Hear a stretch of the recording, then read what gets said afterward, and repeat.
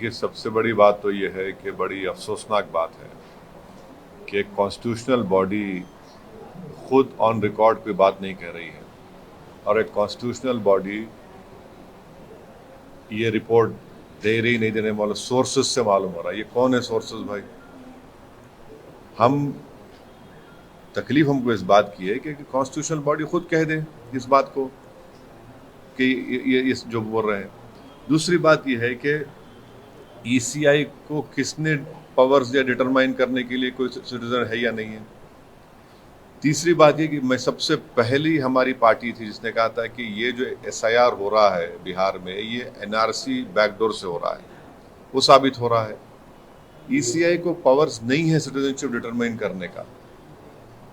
और चौथी बात यह है कि वो कौन से बीएलओज हैं, उनका नंबर हम डिमांड करते हैं, इसे हमको दीजिए।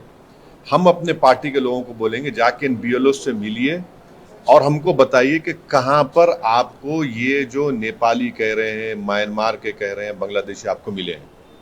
हाँ, पांचवी बात यह है कि आप इस तरह के सोर्सेस जो है वो भारत और नेपाल के ताल्लुकात तो खराब कर रहे हैं।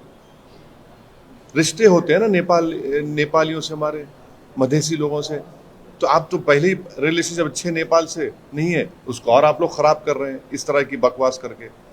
छठी बात यह है कि 2003 में एसआईआर हुआ था। हम पूछना चाह रहे हैं इन सोर्सेस से, चलिए ईसीआई से इन सोर्सेस से पूछना चाह रहे हैं उस 2003 के एसआईआर में कितने फॉरेन नेशनल निकले बताओ। सातवीं बात यह है कि जुलाई 19 2019 में इलेक्शन कमीशन ऑफ इंडिया ने एक जवाब का सवाल दिया जिसको जस्टिस लॉ मिनिस्टर ने पार्लियामेंट में दिया। और उन्होंने क्या कहा 19 जुलाई 2019 को कि ना 2016 में, ना 2017 में, ना 2019 में कोई फॉरेन नेशनल नहीं निकला। सिर्फ 3 निकले हैं, एक तेलंगाना से, एक वेस्ट बंगाल से, गुजरात से। तो ये सोर्सेस बेशरम है, मैं कह रहा हूं, बेशरम है ये लोग। और आठवीं बात यह है कि किशनगंज, अरारिया, पूर्णिया, कटिहार 2025 में समरी रिवीजन हुआ है। अब समरी रिवीजन में वहां पर नाम जिसके नहीं आए, किसके नहीं आए कि उसकी मौत हो गई या वो शिफ्ट हो गया या फिर वोटर नहीं मिला। समरी रिवीजन में कोई ये बात नहीं आई कि सिटीजनशिप का मामला आया या डॉक्यूमेंट अनअवेलेबल था। तो ये क्यों इस तरह करके एक कॉन्स्टिट्यूशनल बॉडी के वक़ार में, उनके एहतराम में कमी ला रहे हैं? तो ये सरासर गलत है। हम चाहेंगे कि ईसीआई को खुद ऑन रिकॉर्ड ये बात कहे। ये एम्बेडेड लोग, ये जो चमचे हैं, इनको इस्तेमाल ना करें। आप एक कॉन्स्टिट्यूशनल बॉडी है और हमको बीएलओस का नंबर दें वो, क्योंकि टाइम है हमारे को। हम जाएंगे उन बीएलओस के पास, पूछेंगे बताओ तुमने किस बुनियाद पर कह दिया कि नेपाली है, क्या रिकॉर्ड है तुम्हारे पास।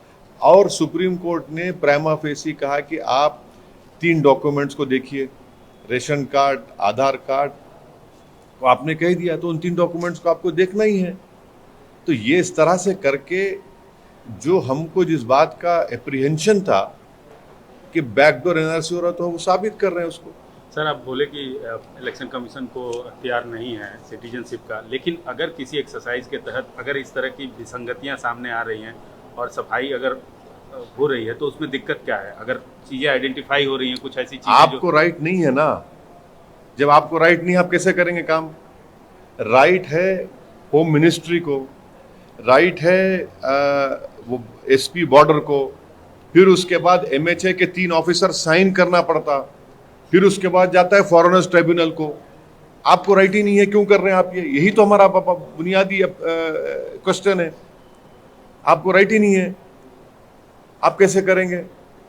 ये तो होम मिनिस्ट्री का काम है। और होम मिनिस्ट्री भी सबसे पहले वो एसपी बॉर्डर को जाता है, फिर एसपी बॉर्डर से एमएचए को आता है, एमएचए से 3 ऑफिसर साइन करते, उसके बाद फॉरेनर्स ट्रिब्यूनल को जाता वो।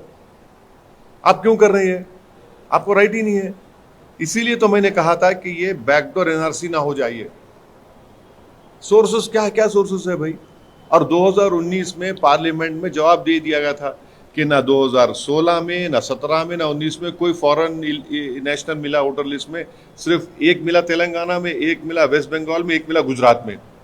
अब बताइए इस पे क्या बोलेंगे। समरी जो रिवीजन हुआ 2025 का, ये खास तौर से सीमांचल का, किशनगंज, पूर्णिया, कटिहार, अररिया का, वहां पर तो किसी का नहीं निकला कि सिटीजनशिप नहीं है, डॉक्यूमेंट नहीं है। क्या बताया गया उसमें कि ये उसकी मौत हो गई वोटर की, या शिफ्ट हो गया, या नॉट फाउंड, एब्सेंट है। तो ये इस तरह करके ही आप लोगों में गलत मैसेज दे रहे हैं। और फिर बिहार का इंटेंसिव चुनाव एसआईआर हो रहा है, भाई नवंबर में चुनाव होगा, तो आप क्यों गरीबों को, खासतौर से सीमांचल के लोगों को पावरलेस बनाना चाहते हैं आप?